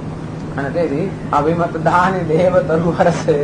અને એટલે ઈચ્છા પૂર્ણ થાય એ ભગવાનની મોટી કૃપા છે. ઈચ્છા પૂર્ણ થાય એના કરતા ન થાય એ વધારે મોટી કૃપા છે. પૂર્ણ થાય એટલે લોભ અંદર વધે અને માંગ કરવાના જ આપણે. પૂર્ણ ન થાય તો એમાંથી જ્ઞાન ઉત્પન્ન થવાની શક્યતા ઉભી થાય. સારું ચાલો. એટલે અભિમત દાન દેવ તરુ. વૈરાગ્ય વાળા લોકોની ઈચ્છા પૂર્ણ થાય ગમતું જ નથી. અને એટલે અપૂર્ણ થાય તો કઈ આપણે વિચાર કરતા કે ઈચ્છા કેમ ન પૂર્ણ થઈ, શું થયું, કેવા કઈ વસ્તુ એની પાછળ પૂર્ણ થાય. એટલે એમ કે હા હું તો મહાન છું, અમે ઈચ્છા કરી પૂર્ણ, પછી તો મારી સંકલ્પ શક્તિ બહુ મુશ્કેલ છે. પૂર્ણ ના થાય ત્યારે જ અહંકાર જાય પણ ઈચ્છા જેમ જેમ કર્યા કે પૂર્ણ થતી જાય તેમ તેમ અંદરથી અહંકાર આવે. ઈશ્વર પછી એમ ના આપણે માની કે આ તો ભગવાન કર્મ ફળ આપે તો વાતો કરવાની છે. ઈચ્છા પૂર્ણ થાય એટલે પોતાની શક્તિ મળે, અભિમાન થાય એમને છે. અને પછી સંકલ્પો કરવા મળીએ આપણે. અને પછી બે ચાર ફટકા બહાર પડે ત્યારે ખબર પડે કે કેમ ન થયું આ વખતે. તો કે હા તો જે પૂર્ણ કરનાર એને આ વખતે નક્કી કરવું, પૂર્ણ ન કર્યું જેથી મારી બીજી ઈચ્છા પૂર્ણ થાય. આ ઈચ્છા પૂર્ણ કરવાની પાછળ જે મહાન ઈચ્છા એ પૂર્ણ કરવા માંગે છે કે ઈચ્છા જ ન થાય એ પ્રકારની મારી ઈચ્છા છે, એવી ઈચ્છા પૂર્ણ કરવા એ માંગતો હોવાને લઈને ક્યારેક ક્યારેક ઈચ્છા પૂર્ણ ન કરે જેથી મારી આંખ ખોલે જાય. અને માટે અહંકાર નો નાશ કરવાનો બધી આપણી મહાન ઈચ્છા છે. એટલે આ તો રામજી એ રામચંદ્રજીના ગુણગાન છે. આવા દેવ તરુવર શ્રેષ્ઠ તરુ છે. સેવત સુલભ સુખદ હરિહર છે. આપણે જેનું સેવન કરીએ ત્યારે કેવા છે? સુલભ, અત્યંત સુલભ, સરળતાથી લભ્ય છે. કોઈ જાતની આમાં કઈ ચિંતા નથી. એટલે રામજીનું ચરિત્ર બહુ સરળ છે. અનુકરણ પેલું તો બહુ જ મુશ્કેલ ચરિત્ર છે. એટલે બીજા બધા ભગવાનો જે છે ખાસ કરીને એમનું ચરિત્ર જે છે બહુ મુશ્કેલ છે. એટલે કૃષ્ણ ચરિત્ર છે એ સુલભ નથી. જો એમના જેવું કરવા તો 2-4 લગતા એને ઘેર બેસાડે તો તમને કોઈ દાડો કૃષ્ણ ભગવાન જેવું કરવું ને એમના જેવા ના થવું. એના માટે રામજી જેવા થવા કઈ વાંધો નથી, પણ કૃષ્ણ ભગવાન જેવા એમનું ચરિત્ર સુલભ નથી.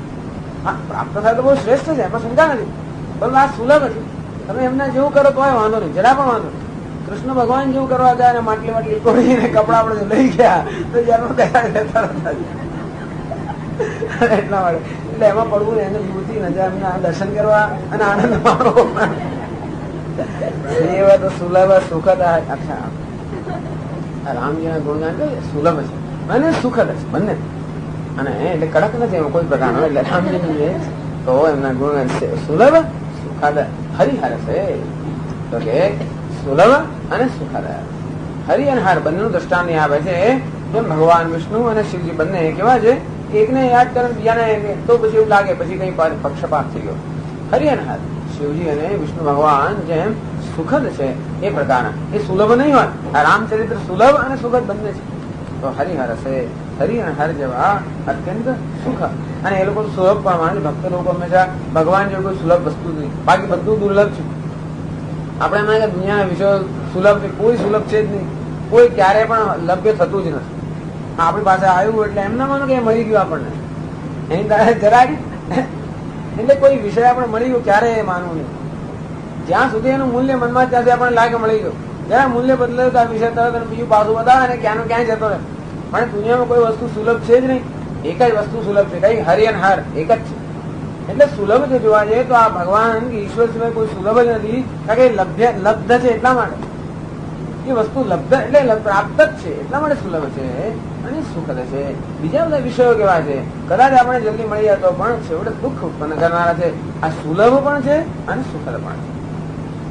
અને માટે બધા તો કે સર્વત્ર સત્વ સુખો હિત, એટલે બધાના સુખ ઉત્પન્ન કરનારો છે અને હિતકારીમાં એવું એક જ વસ્તુ છે. હરિહર છે. સુકવિ સરદ નવ મન ઉડગન છે. આહા, સુકવિ એટલે સામાન્ય કવિઓ નહીં. સુકવિ કોને કહેવાય? ભગવાનના ગુણગાન ગાતો એને સુકવિ કહેવાય. બીજા આડી આવડી વસ્તુના ગુણગાન ગાવનારા બધા લૌકિક કવિઓ હોય. સુકવિ તો ભગવાનના નહીં પણ એમાં રામજીના ગુણગાન ગાતા. તો સુકવિ એટલે રામજીના જે ગુણગાન ગાતા હોય એવા જે સુકવિ શ્રેષ્ઠ કવિઓ છે. એમનું મન કેવું છે? સરદ નભ મન ઉડગન છે. તો સુકવિનું જે મન છે એ કેવું છે? સરદ નભ. શરદ ઋતુનું જે નભ એટલે આકાશ ને એકદમ સ્વચ્છ હોય.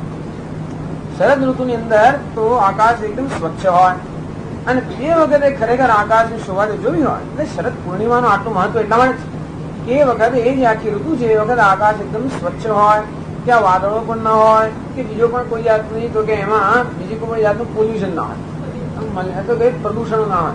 અને એટલા માટે જેનું તારાગણ છે અને ચંદ્રમાં પણ એકદમ સર્વશ્રેષ્ઠ તો કે શોભાયમાન હોય, અત્યંત ઉજ્જવલ હોય. અને જે તારાગણ છે એ પણ અત્યંત ઉજ્જવલ હોય એ વખતે. એટલે સુકવિ આ જે કવિઓ છે, ભગવાનના ગુણગાન કરનારા જે કવિઓ છે એમનું મન કેવું છે? આ શરદ ઋતુના નભ સમાન છે, અત્યંત સ્વચ્છ છે. અને તો જ સુકવિ હોય ને.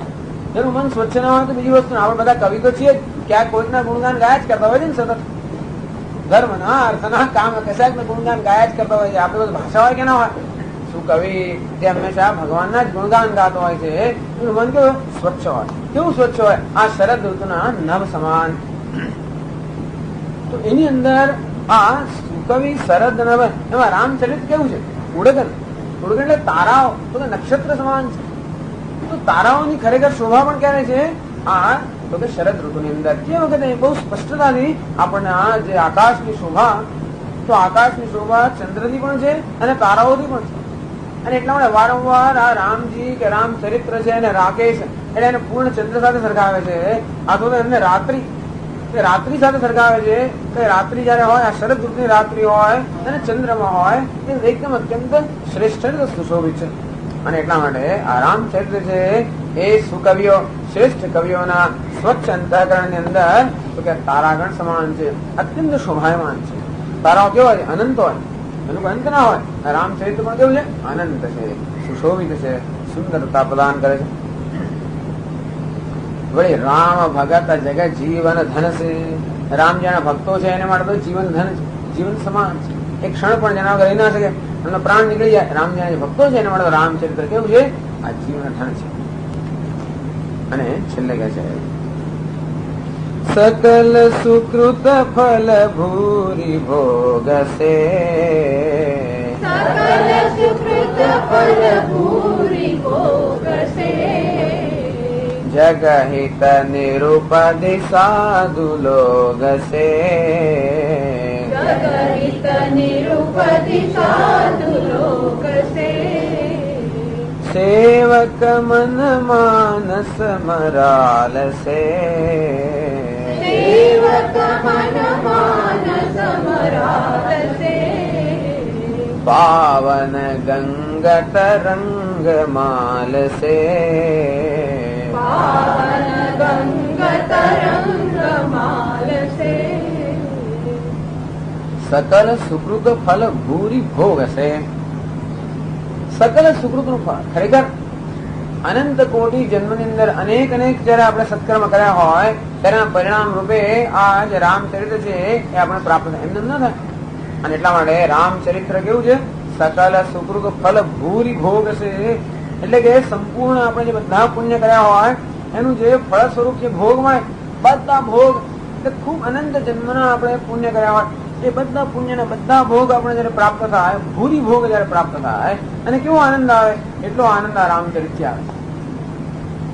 રામચરિત્ર કેટલો આનંદ, બધા સુખ, બધા પુણ્ય કર્મ એનાથી વધારે, પરંતુ ઉદપાન જેવા છે. આ કેવું છે? સર્વદા સંપ્રદોદક સ્થાન. રામચરિત્ર છે એમાં તો બધી વસ્તુનો સમાવેશ થઈ જાય. અને માટે સકલ સુકૃત ભગવાન જે કહે છે ને ગીતાની અંદર, આ બધા સત્કર્મ કેવા છે? નાના ખાબોચિયા સમાન, નાના પેલા કુવા સમાન. અને જ્ઞાન કેવું છે? તો કે સમુદ્ર સમાન છે, જ્યાં બધું જળ સમાઈ જાય.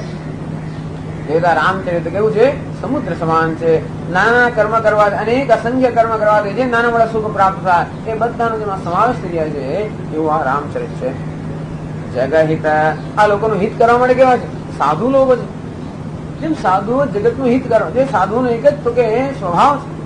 વસંત લોક વસંતવત, જેમ વસંત હંમેશા લોકના હિતની અંદર વિચરણ કરતી હોય એમ સાધુઓ પણ એક જ વસ્તુ માટે વિચરણ કરતા હોય છે, જગતના હિત માટે. અને કેવું? નિરુપધિ. ઘણા લોકો આપણું હિત કરતા હોય પણ હિતની પાછળ કઈ કઈ અપેક્ષા હોય. અને એટલા માટે અને હિત કરવા માટે કોઈ કોઈ પ્રકારની અધિકારી અપેક્ષા તો હોય છેવટે.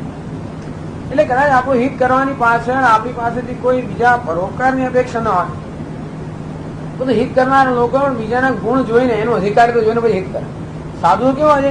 કોઈ પ્રકારનું અધિકારીત્વ જોયા વગેરે ફક્ત કરુણાથી પ્રેરાને જ હિત કરનાર નામ સાધુ. અને માટે આ નિરુપધિ એટલે કે ઉપમાન જ નિરુપધિ. નિરુપધિ એટલે કોઈ પણ પ્રકારના અંદર રાગ દ્વેષ વગેરે આપણું તો હિત કરનાર જે સાધુઓ છે એ સાધુ સમાન આ રામજીનું ચરિત્ર છે. જગહિત. સેવક મન માનસ મરાલ સે. અચ્છા, સેવક એટલે ભક્ત, એનું મન રૂપી જે માનસ છે એમાં મરાલ છે. મન એટલે હંસ. તો ભગવાનના ભક્તો છે એમના મનને અહીંયા આગળ માનસ સરોવર સાથે સરખાવી. આ માનસ સરોવર હંસ, એ હંસ હંમેશા માનસ સરોવર ત્યાં આગળ જ વિહાર કરે. અને માટે આ રામચરિત્ર સતત આ સેવક એટલે ભક્ત રૂપી જે મન છે, જે માનસ છે ત્યાં સતત વિહાર કરનારા હંસ સમાન છે. પાવન ગંગ તરંગ માલ છે.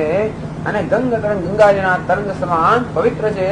તરંગો સતત જે રીતે ગંગાજીના તરંગો હોય સતત એનું સ્વરૂપ બદલાતું રહે, એનો આનંદ એની શોભા જે સતત બદલાતી રહે, તેમ રામચરિત્ર પણ ગંગાજીના તરંગ સમાન છે. જુદા સમય જુદી રીતે એનું મૂળ પ્રકટ કરે.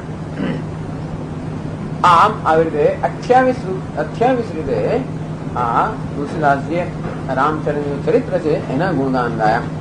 અને કારણ કે રૂપનું અહીંયા આગળ તો રામજીનું નામ છે, એમનું રૂપ છે, લીલા છે અને ધામ છે. તો કે એ બધાના તો આ લીલા જે છે એનું ગાન ગાવામાં આવ્યું.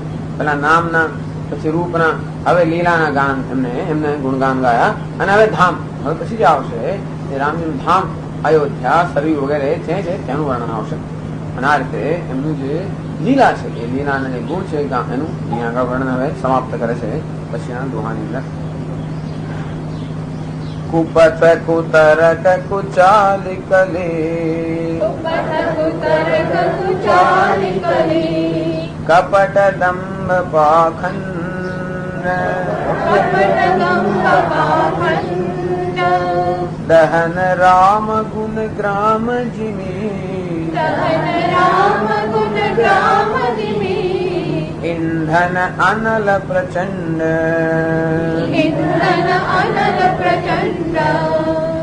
રામચરિત રાકેશ કર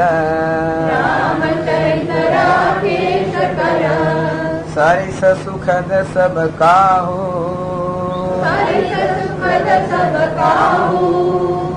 સજ્જન કુમુદ ચકોર ચિત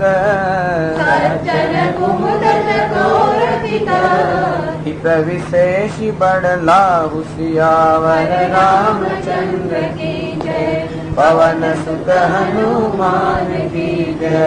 બોલો ભાઈ સબ સંતન કી જય.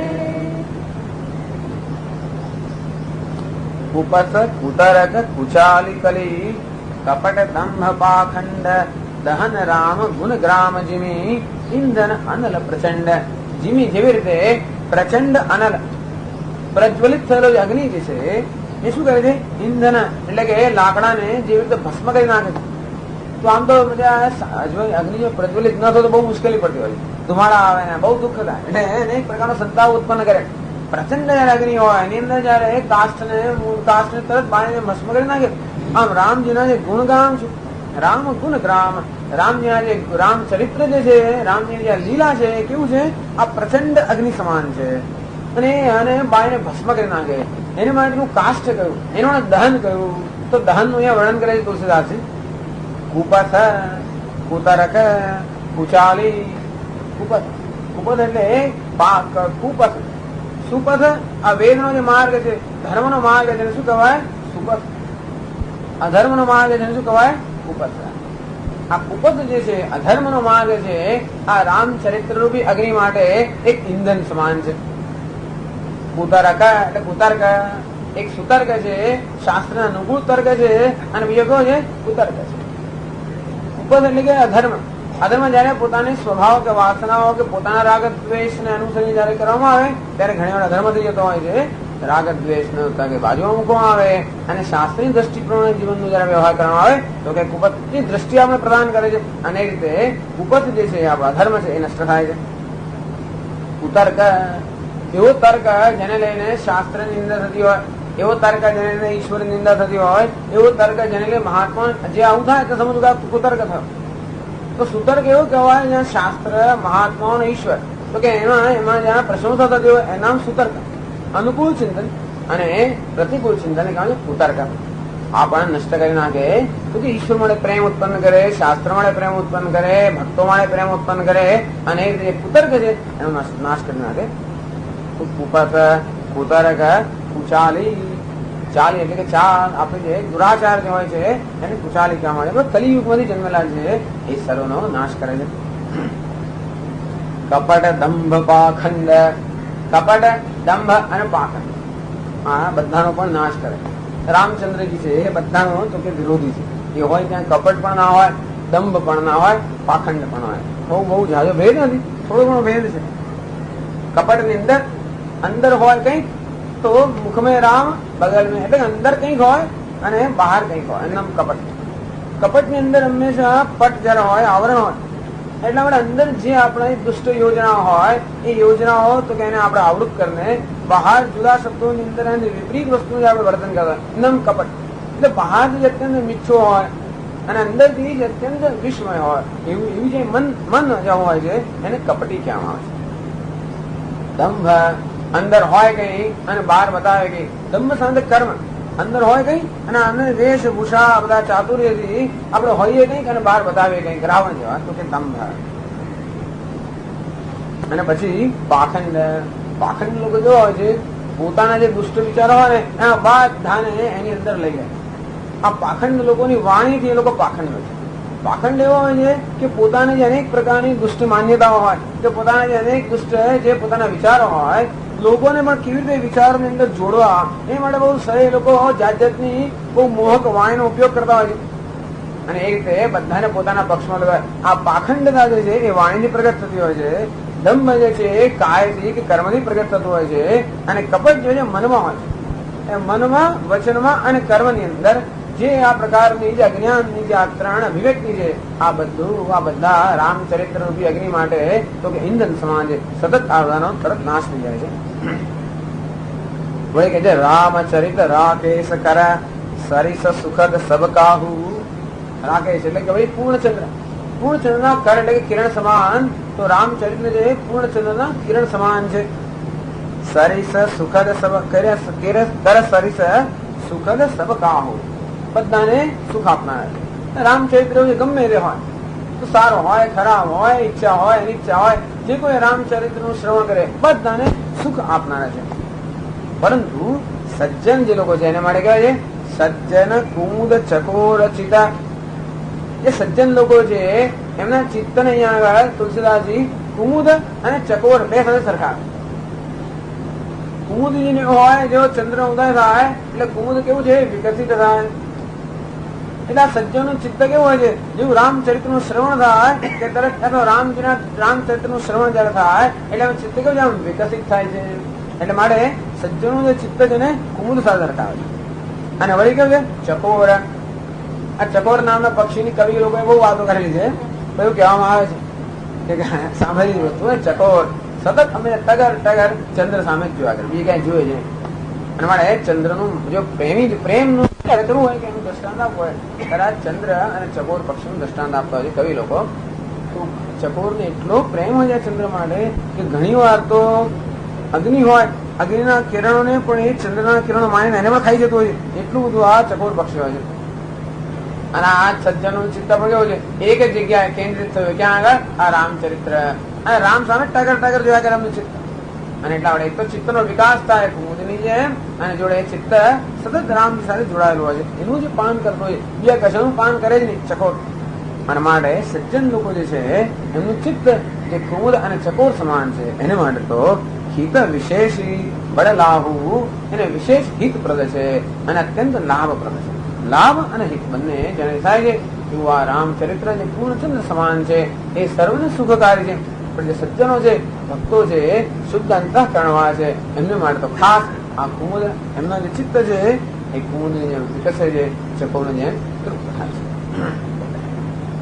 આમ આટલા આ પ્રકરણની અંદર રામજીની લીલા છે એ લીલાનું વર્ણન કરવું. એ પણ કેવું છે સચ્ચિદાનંદ ઘન છે. આ બધી વસ્તુઓ આનંદપ્રદ છે એના માટે અહીંયા એમણે લીલાનું વર્ણન કર્યું.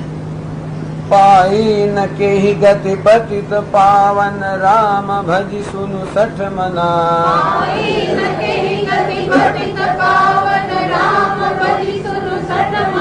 ગનિકા અજામિલ વ્યાધ ગીર ગજાદિ ખલ તારે ઘના.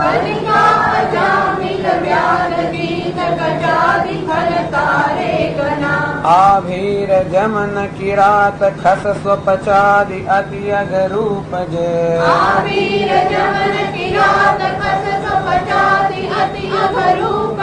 કહી નામ બારક તે પાવન હો હિ રામ નમામિ તે.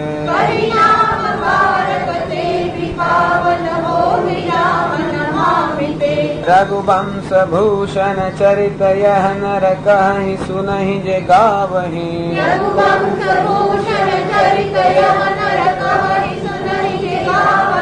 कलिमल मनोमल धोई बिनु श्रम राम धाम सिधावहि।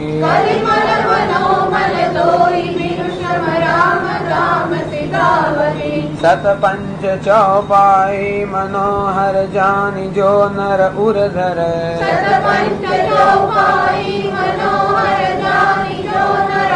हरे दारुण अविद्या पंचजनित विकार श्री रघुवर हरे दारुण अविद्या पंचजनित विकार श्री रघुवर हरे सुंदर सुजान कृपा निधान अनाथ पर कर प्रीति जो सुंदर सुजान कृपा निदान अनाथ पर कर प्रीति जो सो एक राम अकाम हित निर्वाण प्रद सम आन को एक राम काम हित निर्वाण प्रद समान को जाकी कृपा लवलेश ते मति मंद तुलसीदास हूँ जाकी कृपा लवले सते मति मंद तुलसीदास हूँ पायो परम विश्राम राम समान प्रभु नाही कहूँ पायो परम विश्राम राम समान प्रभु नाही कहूँ वो समदीन न दीन हित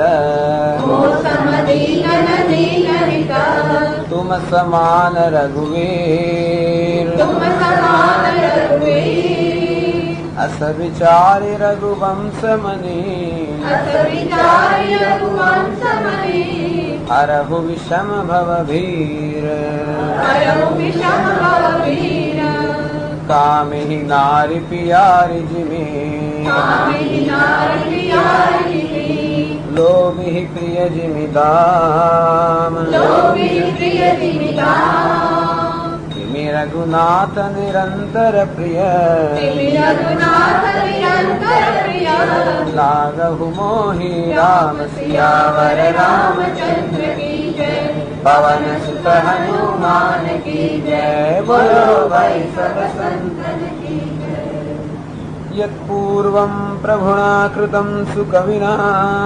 यत्पूर्वं प्रभुना कृतं सुकविना श्रीशम्भुना दुर्गमं श्रीशम्भुना दुर्गमम् श्रीमद्रामपदाब्जभक्तिमनिशम् श्रीमद् रामपदाब्ज भक्तिमनिशम् प्राप्यैतु रामायणम् प्राप्येतु रामायणम् मत्वा तद्रघुनाथ नाम निरतम् मत्वा तद्रघुनाथ नाम निरतम् स्वान्तस्तमशान्तये स्वान्तस्तमशान्तये भाषाबद्धमिदं चकार तुलसी भाषाबद्धमिदं चकार तुलसी दासस्तथा मानसम् दासस्तथा मानसम् पुण्यं पापहरं सदा शिवकरम् पुण्यं पापहरं सदा शिवकरम् विज्ञानभक्तिप्रदम्